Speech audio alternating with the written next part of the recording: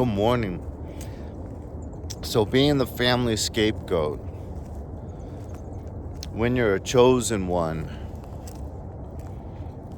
they can't help but love you, admire that light you bear,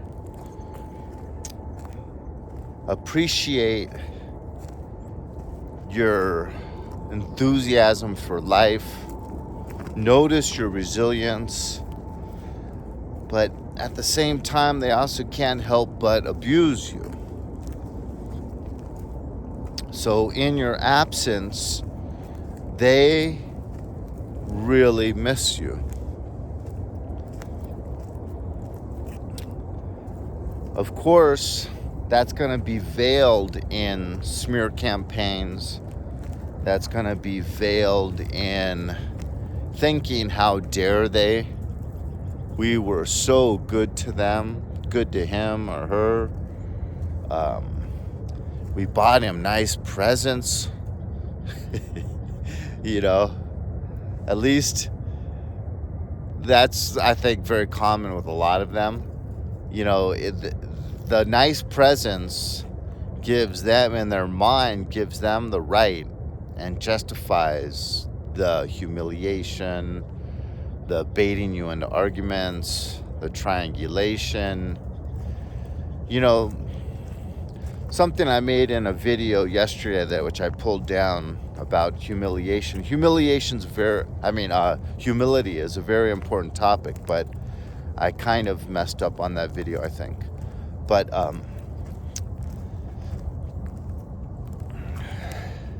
they can't help themselves.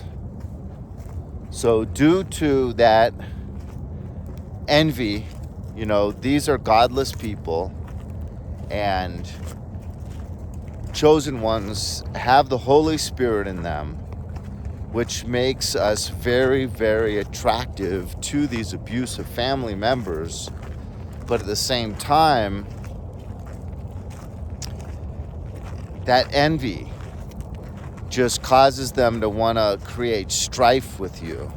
Wow, look at this. Isn't that pretty? So you're kind of like that flower if it was all by itself, just surrounded by these weeds, right?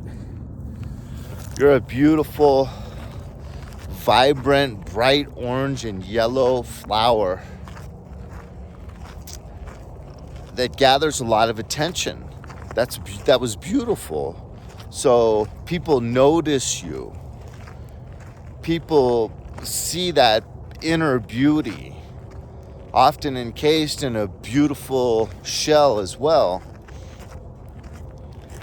And they have to work so hard for that attention. Think about it. You just wake up out of bed every day, stretch, brush your teeth, throw on whatever you're comfortable wearing, and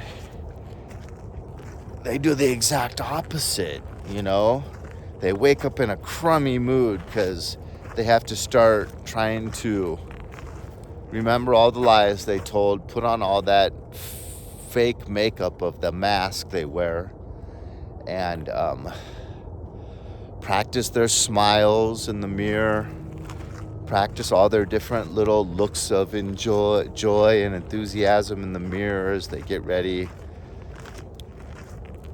And they see how you just roll out of bed, brush your teeth, and go.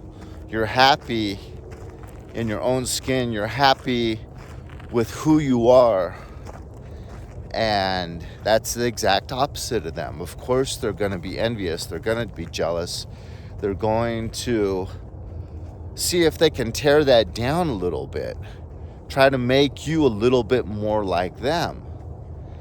And they don't really see it as being mean or being bad. They just see it as,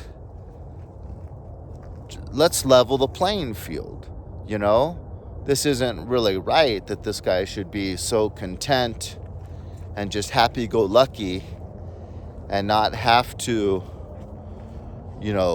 play the field, read the environment, run smear campaigns, triangulate, just to be able to get enough narcissistic supply that they can make it through another day, you know?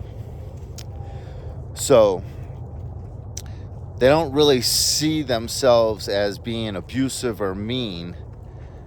They see themselves as just kind of trying to level the playing field. And so they didn't really think they were that mean to you. But in your absence, that's going to kind of gnaw at them. Because they're aware that they maybe triangulated you against your only sibling. And that caused 35 years of heartbreak for you. They're going to realize they maybe triangulated you against your own parent. You know, like a covert parent triangulates you against the other parent. Parent alienation. They're going to realize that they had to try to isolate you from any good friend you had, because that's a sounding board. That's a connection to some reality separate from these dysfunctional dynamics that you've been exposed to. And they try to immerse you just in those dynamics of that family that's based on gaslighting to cause cognitive dissonance and one-upmanship, and always trying to make you feel less than to level the playing field. But they don't realize how obvious those attempts are.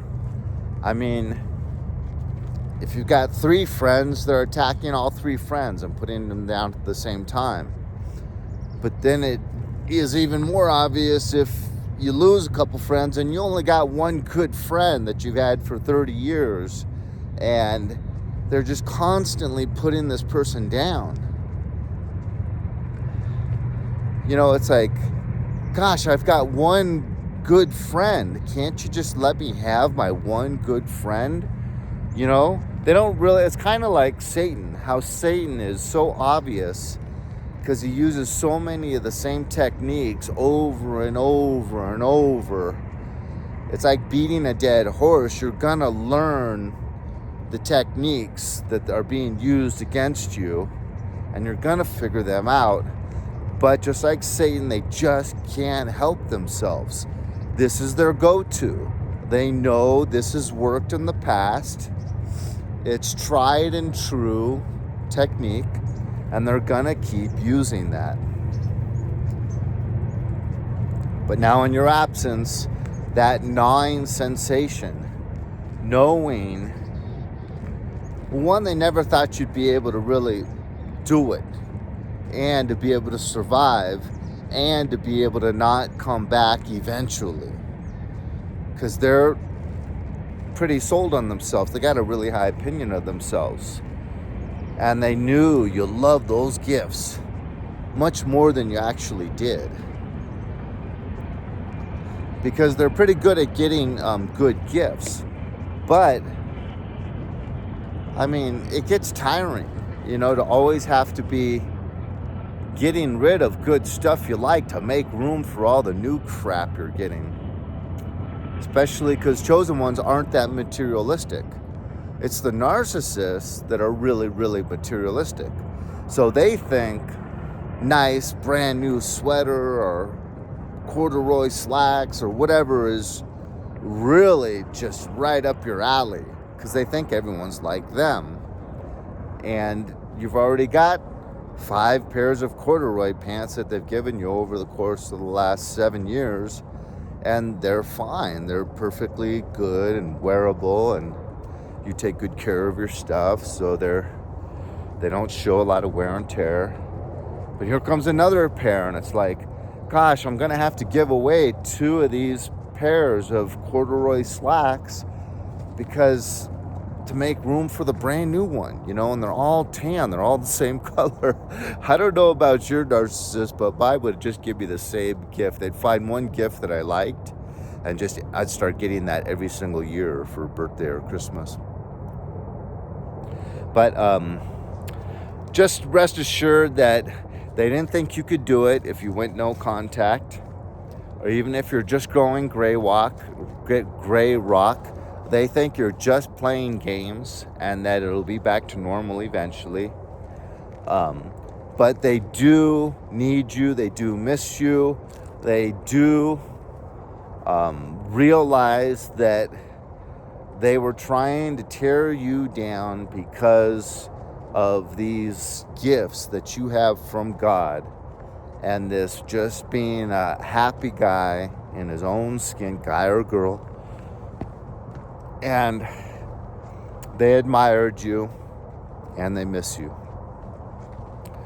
So on that note, just keep shining, keep being the bright, happy, loving, enthusiastic individual that you are. And there's only goodness in your future. God bless you. Have a good day.